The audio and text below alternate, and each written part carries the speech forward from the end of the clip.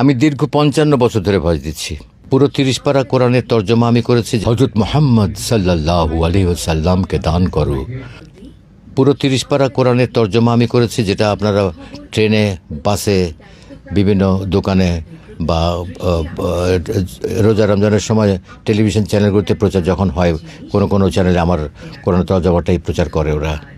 এই জন্যে আমার সবচেয়ে জীবনের সবচেয়ে উল্লেখযোগ্য কাজ এবং আমার জীবনের সবচেয়ে শ্রেষ্ঠ কাজ যদি বলেন তাহলে এইগুলোই। এটা মানে প্রথমে খুলনাতে করেছি, খুলনা বেতারে ছিলাম, ওখানে করেছি ১৫ বছর। 85-এ ঢাকা চলে আসে, 85-এর থেকে এ পর্যন্ত এখনও পর্যন্ত ভয়েস দিয়ে যাচ্ছি। যাকে আমি ওস্তাদ মানতাম ওনাকে কিন্তু আমি কখনো চোখে দেখিনি। আমার কিন্তু কোনো ওস্তাদ ছিল না, আমি নিজেই ওস্তাদ এবং আমি এভাবেই শিখেছি। তবে হ্যাঁ, একজন মানুষ কোনো একটা সাবজেক্টের পরে শিখতে গেলে তার একজন ওস্তাদ লাগে।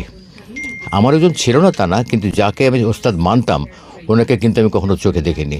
পাকিস্তান আমলে রেডিওতে খবর শুনতাম, তখন ওই ভারতের থেকে মানে আকাশবাণী থেকে তখন খবর পড়তেন নীলিমা সান্যাল, দেবদুলাল বন্দ্যোপাধ্যায়, বিজন বোস, সেনারা খবর পড়তেন। আমাকে আকৃষ্ট করতো বিজন বোসের খবরটা খুব বেশি রকমের, এবং ওনার ওই কণ্ঠ শুনে শুনে আমি কিন্তু প্র্যাকটিস করতাম, তখন থেকে অনুশীলন করতাম।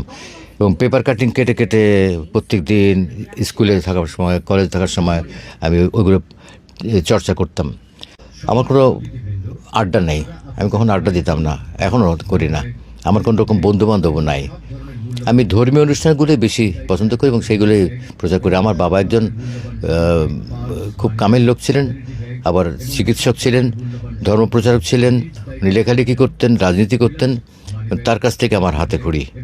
হে আল্লাহ, এই পরিপূর্ণ আহ্বান এবং এই শাশ্বত নামাজের তুমি প্রভু। হযরত মুহাম্মদ সাল্লাল্লাহু আলাইহি ওয়াসাল্লামকে দান করো সর্বোচ্চ সম্মানিত স্থান, সুমহান মর্যাদা এবং বেহেশতের প্রশংসিত স্থানে তুমি তাকে অধিষ্ঠিত করো, যার প্রতিশ্রুতি তুমি তাকে দিয়েছ। নিশ্চয়ই তুমি প্রতিশ্রুতির ব্যতিক্রম করো না।